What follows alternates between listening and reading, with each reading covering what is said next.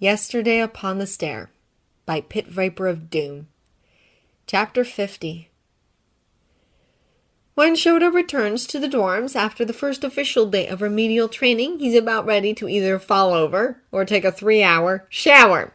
It's a good sort of feeling, though. Since high school started, he's trained in plenty of places under plenty of people. The change from Endeavor's idea of training to UA's was jarring, and he had assumed that every shift from one set of teachers to another would take just as much adjusting. But as time has gone on, every place he's trained that isn't with UA or Endeavor has been more like UA than Endeavor, so he's been forced to conclude that his father's an outlier as well as a bastard.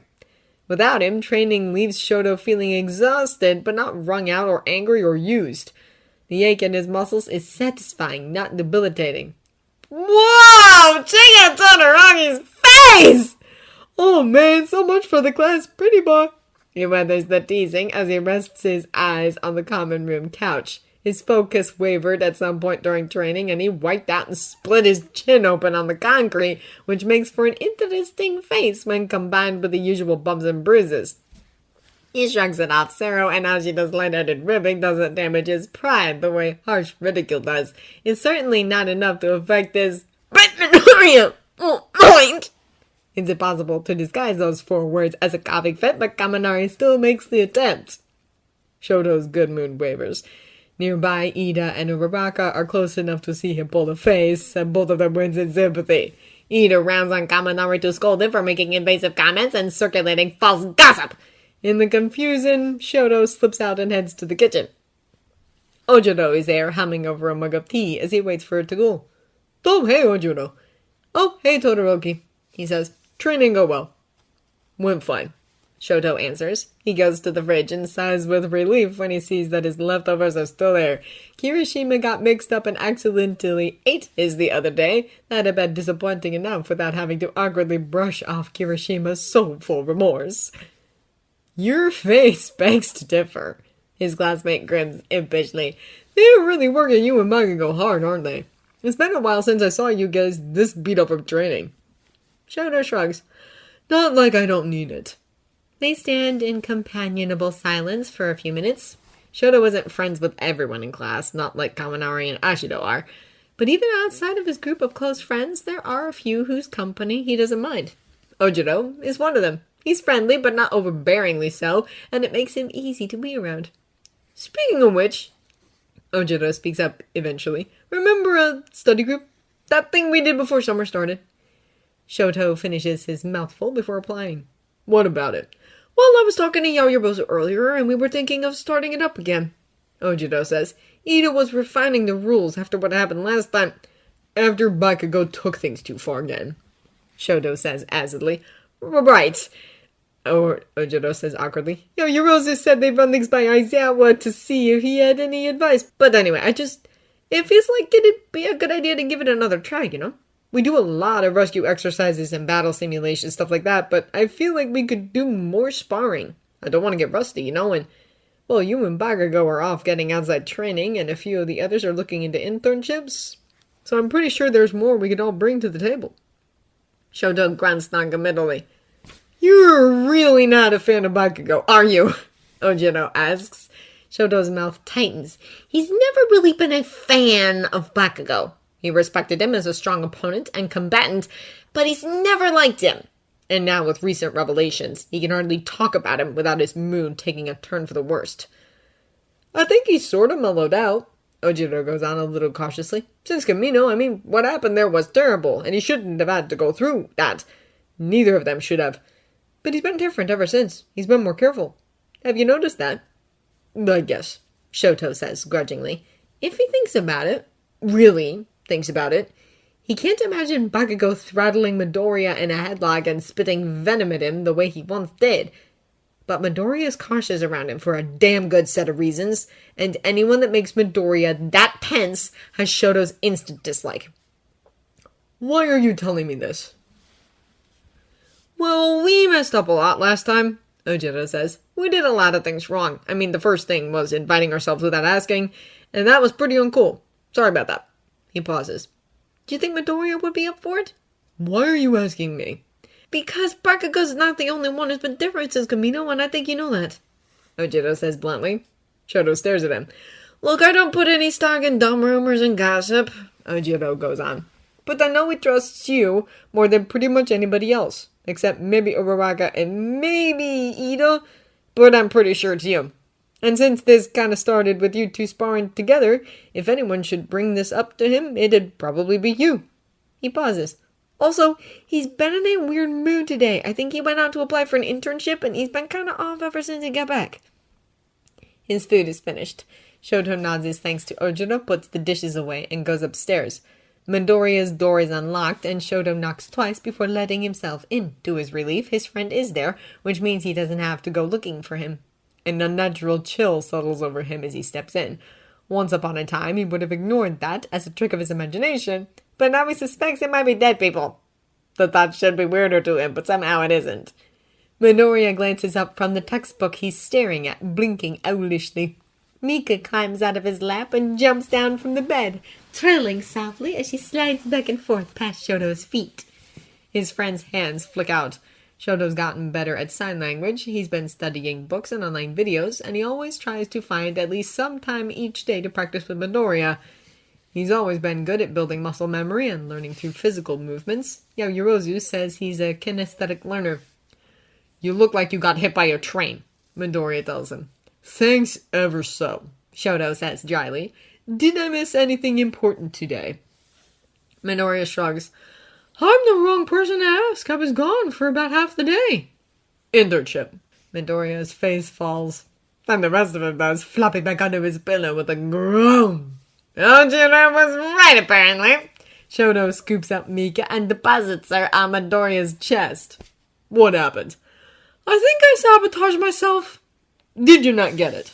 Shoto asks, sitting down next to him. Mika yowls insistently, stretching her paws to grasp at him, and he scoots closer so she can properly drape herself across both of them. I think I did, actually. Like, he wanted to test me, and I technically passed it, but... Midoriya's face crumbles. I think I made him hate me in the process. Or he already kind of hated me, and I gave him more reasons to. Shoto shrugs. Why would you want to intern with him then? You've got All Might in your corner. I'm sure he'd be happy to break out his connections for you. Intern somewhere else. I can't. It has to be him. Why? Because I think out of everyone who has any chance of saying yes, he's the one who can help me, Midoriya replies. I think he's the best one to understand what I need. Will he give you what you need if he hates you? Shoto asks. Maybe hate is a strong word. Midoriya cuts himself off with a sigh. What hero is it? Shoto asks. And what'd you do to make him angry with you? It's Tsunade. Remember Togeda-senpai? He's the one Togeda's been interning with. Shoto's eyebrows rise. That's not surprising. Shoto has seen their upperclassmen wave to Midoriya during passing periods. And as for what I did, well, do you remember the sports festival? His heart sinks. Yes. Shoto averts his eyes so they won't linger for too long on Midoriya's left eye. Remember that stuff I said to you? As if he could ever forget. Do you mean when you told me my power was my own, or when you said fuck? Look, I said a lot of things! Midoriya slings one arm over his eyes. I said a bunch of things, and half of them I didn't really mean because I was angry and I was trying to throw you off, like throwing the recommendation thing in your face. I still feel really embarrassed whenever I think about that. I mean, I did get in on recommendation, Shoto points out. Yeah, but you didn't ask for it, and you couldn't control that, and you've never held it over the rest of us. Did you even want it in the first place? No, Shoto said sourly. Given the choice, he would have taken the entrance exam and earned his place in UA on his own merit. But no, the old man just had to make him special. It's a sore point, and it always has been. That's why when Midoriya threw it in his face during their match, he'd... You see? Midoriya says, voice muffled by the arm over his face. It made you feel like crap for something that wasn't even your fault, and that was kind of what I was trying to do, because back then you were right about being stronger than me, and I was pretty much out of bones I could break, so there was no other way to get one over on you. It's a legitimate strategy, Shoto points out. Not always! You can tell where this is headed. Midoriya has a hero complex you could land a jet on. The purring one-eyed cat lying half in his lap and half on Midoriya is proof of that, now that he knows how his friend got hurt in the first place. For someone who brings out underhanded tactics whenever he's backed into a corner, Midoriya is kind of a bleeding heart. You said you weren't sorry for using it at Kamino, he says quietly. Midoriya stiffens for a moment, then relaxes again. That's different. That's against villains. Why'd you do it today? Shoto asks. Technically, Midoriya hasn't said he did, but contrary to what his classmates seem to think sometimes, Shoto can read between lines. A lot of reasons, Midoriya says. But I guess strength wasn't going to work. I wasn't going to win if I just pushed myself harder, and he wasn't seeing me. I wasn't what he wanted, and he wouldn't stop seeing what he wanted and comparing, so I just wanted to watch him to see what I actually was, even if it was ugly. Shoto finishes for him. It was like he'd already decided what I was and what he thought of me before I'd even walked in, Midoriya says softly and doesn't seem to notice the painful little pang it causes in Shoto's chest. Can't imagine how that feels, Shoto says quietly. It takes a moment for the irony to register. Oh, Midoriya says. Right. Yeah.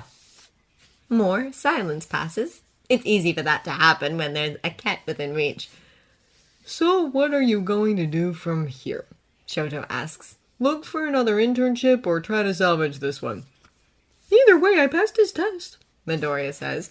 And he said he'll call me in again to discuss my internship, so I guess I'll go in, apologize, and see what happens.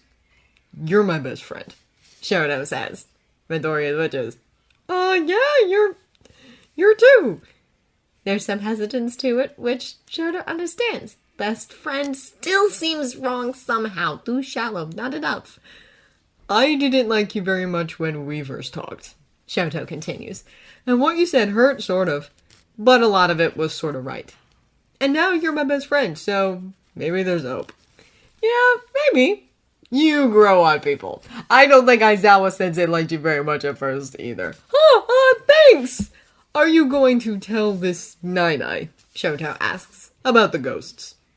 Midoriya looks back at him, then at another spot in the room that is empty to Shoto's eyes. Yeah, he says. I am. He looks to Shoto again. Did you come up here just to check on me, or was there something you wanted to talk about? Shoto thinks of what Ojiro says, then looks at Midoriya's tired face and decides they can wait, but we should spar again, he says. It's been too long. Do you have time right now? Midoriya blinks up at him, brightening.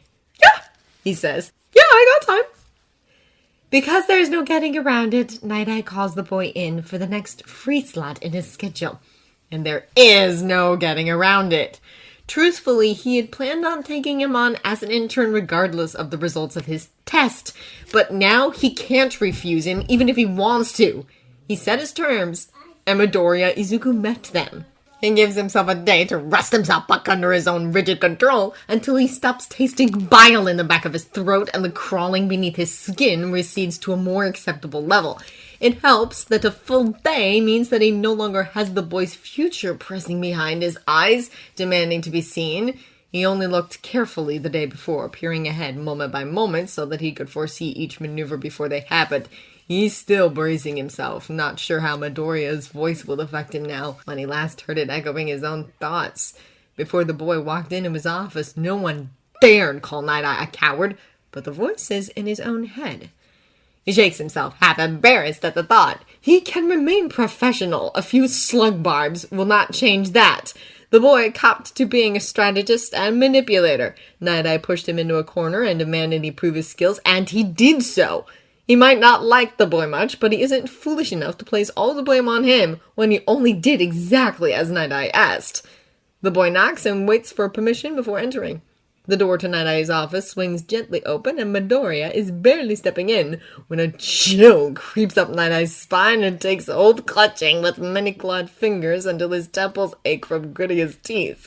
He relaxes his jaw, but the unease remains, pulsing like a heartbeat as the taste of bile returns. Midoriya looks much the same as he did yesterday, dressed in his school uniform with a tie poorly done and the lapel of his jacket crooked. The only difference is that the dark circles beneath his eyes may have deepened. The eyes themselves are too bright and unblinking, darting and flickering about the room. When they do settle on Night-Eye's face, they pierce a little too deep for his liking. Everyone has a presence. Even the most nondescript, least interesting people have a presence if you know how to look for it.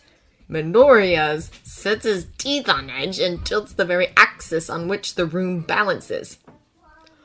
"I want to apologize," Midoriya says before Night-Eye can get a word out. "And, clear things up. I meant what I said about you not having any say in who gets one for all." He doesn't flinch or falter when he says that. "But the rest of it wasn't... I didn't mean any of that. I was only saying it to get you angry enough to leave the desk." He takes a deep breath. "I don't like doing that, saying things that I know will hurt people just to get them to do what I want. It's one thing if it's a villain, but with anyone else it leaves a bad taste in my mouth. It feels like bullying. So I'm sorry." Night-Eye raises his eyebrows. That's just odd. A boy apologizing to a grown man for bullying him. The boy even says bullying like a curse, like it's a filthy slur that he's ashamed to say.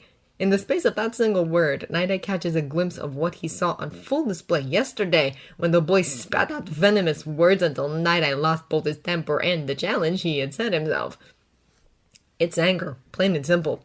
The boy may claim that his words were false, but the anger was not. Even now, in the display of humility that Night-Eye can judge to be genuine, the anger slips through so easily.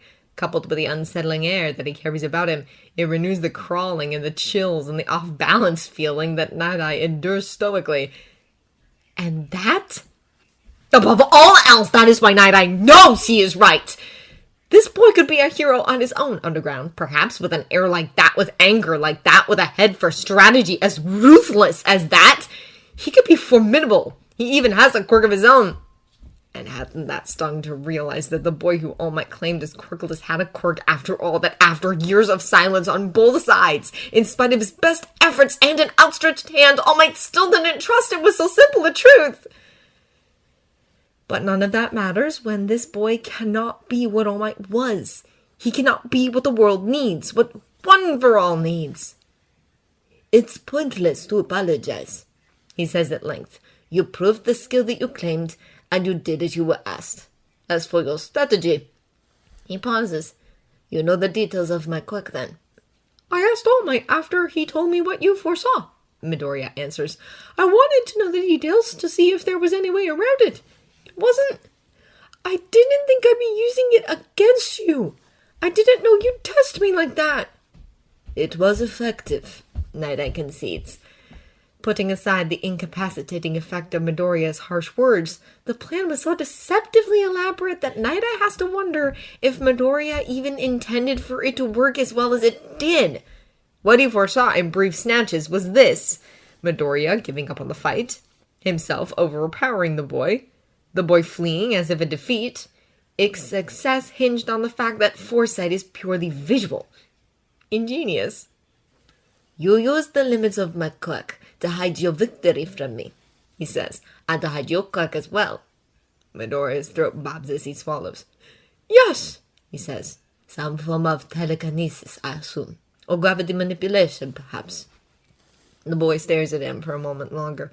The anger is gone from his eyes, replaced with a hollow look that seems to deepen the dark circles beneath them. "No." Your quirk was never in the public record," Night-Eye continues. "Before you started high school, when I assumed you gained one for all, you were listed as quirkless. Why was this?" "They called it an invisible quirk," Izuku says. "But that's not totally true. It's not that it was useless or obscure, or that I didn't know how to activate it. It was just easy to hide. It was so easy to hide that I'm not sure people would have believed me even if I didn't try to hide it, but this..." His hands curl into fists. "This is sort of one part of why I came here to you, because All Might trusted you with One for All, and you have a quirk that you keep secret because it works best when people don't know what it is, so..." He braces himself and meets Night-Eye's eyes again. I see ghosts. Dead people who haven't left yet. And I think I make them more present, I guess, just by being around them. And when I got one for all, that sort of got stronger. I can let them move things now and appear. That's what happened yesterday. Since the day before, there has been a knot in his chest, heavy and festering like a mass of necrosis lodged in his ribcage. With this knowledge, it begins to loosen. Such a quirk is unheard of, obviously. The evidence of an afterlife can neither be proven nor disproven, but if this is what the boy's quirk is, or at least an approximation of it, then he can understand. It might sting, but also, All Might told you I was quirkless, right? Night nods. It makes sense now that he would keep such a thing quiet, he admits. Oh, we didn't, Midoriya says. I mean, it wasn't. I only told him recently. Night goes cold. Recently? After Camino. His voice trails off. So he wasn't lying to you. If he talked to you before then, he only told you I was quirkless because he didn't know. He didn't mean to be dishonest. He didn't know. He didn't know! Something so basic, so fundamental, and All Might didn't know because this boy... Night shuts his eyes, breathing through his nose as quietly as he can. He recognizes the sensation crawling up his throat for all that it's been years since he let himself feel it for All Might. Not bile this time, but anger. Protective anger at that. And he knows it's absurd to look at this hollow-eyed teenager and feel protective of the symbol of peace, but that's about where he is now. It's such a mess. The pillar is gone, with the world scrambling to build a new one on the way down. One for All is in the hands of a boy who bares his teeth instead of smiling, who bleeds fear and anger and unease instead of reassurance. A boy who inherited it on a lie. And Night wants to help. He's desperate to help, but All Might has made quite clear what he thinks of Night's help. The proof of that is standing in front of him, watching him with probing, unsettling eyes. And then those eyes blink and look past him as the boy draws in a sharp breath and swears fluently. This conversation is awkward. It's unbearably, overwhelmingly awkward. And if Rei's empathic enough to feel half of how awkward it is, then Izuku really can't blame her for acting out, but at the same time, the last thing he needs is her helping. To make matters worse, she isn't Night-Eye's biggest fan at the moment, so it's hard to tell if she's just lashing out or she's genuinely trying to break the ice. Either way, he would prefer it if the ice was the only thing she broke. He would have had to be blind to miss the merchandise lining Sir Night-Eye's office. Figures, wall hangings, posters, and what looks like a small set of shelves lined with audio and video recordings of old interviews. Everything from cheap Gekapon figurines to limited edition collector's items. The collection just so happens to include one of the limited-run New Year's snow globes that were only produced for the holiday season when Izuku was 8, which is unfortunately also the heaviest and most breakable object in the room. Rei zeroes in on it like she can smell the price-to-fragility ratio. Rei, no, that's a collector's item! It takes one for all for Izuku to win a race against gravity and catch it before it hits the ground. His hands shake a little as he puts it back on the shelf. Give it a few decades and collectors will sell their firstborns to get their hands on it. You're not helping! He hisses. Rei sticks her chin out stubbornly. He's a butthead jerk and I don't like him. I don't care if you don't like him. You can't just shove his breakables on the floor. Night-Eye's still in the room, in hearing range, watching him. Izuku stares back, mind blanking, as it makes a wild leap for a possible excuse. It runs through a full list of options before he remembers belatedly that Night-Eye's supposed to know about this, that he only just finished telling him. If anything, this can only be a good thing. It means there really is no backing out. It's a good thing, he repeats to himself. It can only be a good thing. He shoots a glare at Rei, who sticks her tongue out and blows a raspberry only he can hear. Sorry about that, he says to Night-Eye, still standing by the shelf with a rescued snow globe. He's been apologizing a lot. If he does it too much, it'll probably stop sounding real. I didn't ask her to do that, I swear. She just gets bored easily, and she doesn't like you. Not that that's your fault. It's pretty easy for her not to like people, but... The problem is twofold. There is no right way to talk about this as far as Izuku can tell, and Night-Eye is very, very hard to read. It's one thing to open up to people like All Might, Todoroki, Uraraka, and Ida. People who know him and trust him, who he trusts in return. But he's just met Night Eye, and he isn't sure where he stands with Night Eye, but it can't possibly be in his favor. He has no choice but to lay it out plainly and hope for the best. He returns to his original spot, holding Ray's hand so she won't be tempted to try a second time. Night Eye hasn't stopped watching him, and he doesn't seem too angry, or irritated, or skeptical for that matter. Stuff like that sort of happens around me, he explains. Cold spots, swinging doors, weird noises, the usual stuff. Like I said, they get stronger if they're around me long enough, and One for All's made that worse. Or better? He remembers the question that Night Eye asked yesterday, the one he tried to answer with a joke. I guess this is another thing I have that could help you. If I get them talking, they can tell me things. I can't force them to do anything, but usually they like being helpful. It's not like most of them have anything better to do, being what they are. He falls silent, hoping that's enough of an offering. If Night Eye would just say something, this would be half as nerve-wracking. Night Eye's folded hands tighten for a moment, then go slack. How many? He asks. Ghosts? Izuku says. You mean in this room or in general? There's just one in this room, but I don't know how many there are in all.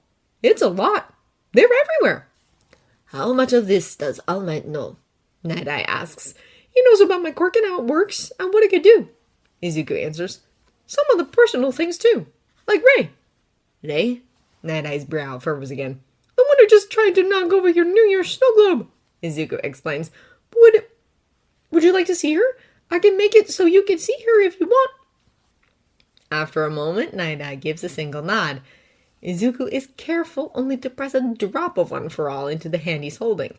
A little goes a long way. The power spreads through her until Night Eye is opening his eyes wide and sitting up straight behind his desk. Ray thankfully doesn't try to destroy any of his things, or worse, attack him. However, she does open her mouth wide and contort her face into something grotesque and sort of melty. It's bad enough visually without the high-pitched grating coming out of her throat, but Ray has never done anything in half measures. That's not helping, Izuku tells her, and Ray proceeds to blow a raspberry with about 9 tongues. I'm really sorry. She's just sort of like that. The power lasts her less than a minute. She gestures rudely at Night Eye as it runs out, and Izuku only hopes she turned invisible before Night Eye could see it. He's standing up now. He looks thoughtful. Good thoughtful or bad thoughtful, Izuku can't tell. They're not always like that, he continues. Lots of them are just like regular people. The worst they get is looking like they did when they died. Oh, that's another thing I'm good at. I have a really strong stomach. Night Eye raises an eyebrow. It can get pretty bad, Izuku says. A lot of car accident victims and villain attacks. Buildings falling on people, it's not pretty. I mean, there's this one ghost I know who was stabbed in the head, and the hole is just sort of always there, kind of leaking. His voice trails off as he realizes belatedly that a raised eyebrow isn't necessarily a request to elaborate. You get used to it after a while. Is that so? Night Eye says quietly. Before Izuku can ask what he means by that, he speaks again. And this Ray, is she with you often? She's protective, Izuku says. Beside him, Ray holds her chin high. She was only 9 when she died, but she's been with me a long time. He sees Night Eye's face do the same complicated maneuver All Might's had when he first found out her age. What do you mean when you say they aren't always like her? Is there something that sets her apart? Ray hisses at the question, letting go of Izuku's hand to vanish from the room again. Izuku lets her go. He opens his mouth to reply and pauses for a split second when the expected lump doesn't form in his throat. His insides have tied themselves up in knots the first time he tried to say this out loud, and the tears had come so easily, but now the words fall from him without a fuss. I only found this out recently, he says. She was part of All for One's experiments to figure out how to create the Nomu. She died decades ago before they perfected it. But they tortured her in it. Did things to her. That's how it is with all of them. All of them? Night Eye says sharply. The Nomu, Izuku says. The ones that didn't survive. Their ghosts look like hers. It's like what happened to them twisted them and traumatize them, I guess. Another memory passes before his eyes, and he can feel his stomach crawling up his throat as he answers. Haven't seen them since Camino. And after what they did to Dr. Tsubas's ghosts, I'm not sure I want to. He shakes his head. That's enough sharing for now. Any more and he might do something truly embarrassing like puke on Night Eye's carpet. He can do this, he thinks. He wants Night Eye's help. Maybe he even needs Night Eye's help. But he can't just ask for it, not after getting off on such a horribly wrong foot. No, if he's going to win back Night Eye's goodwill, if he's going to prove himself to Night Eye, not as a holder of One for All, but as Midoriya Izuku, then he's going to have to be genuine. He's going to have to give something first before he thinks about taking. And right now, he thinks the most valuable thing he has to offer is honesty. A shudder passes through Night Eye as he listens, but he suppresses it. The disconnect between what he hears and what he sees is jarring. The boy's face is calm, his voice is calm, and they shouldn't be. He's talking about death and torture and the murder of damage that lasts beyond the boundary of life and death, and no one should speak so casually, so indifferently about that kind of pain. No one should be that calm when they talk about villains' victims. No one should be that calm when they talk of villains' crimes, of All for One's crimes. You get used to it after a while.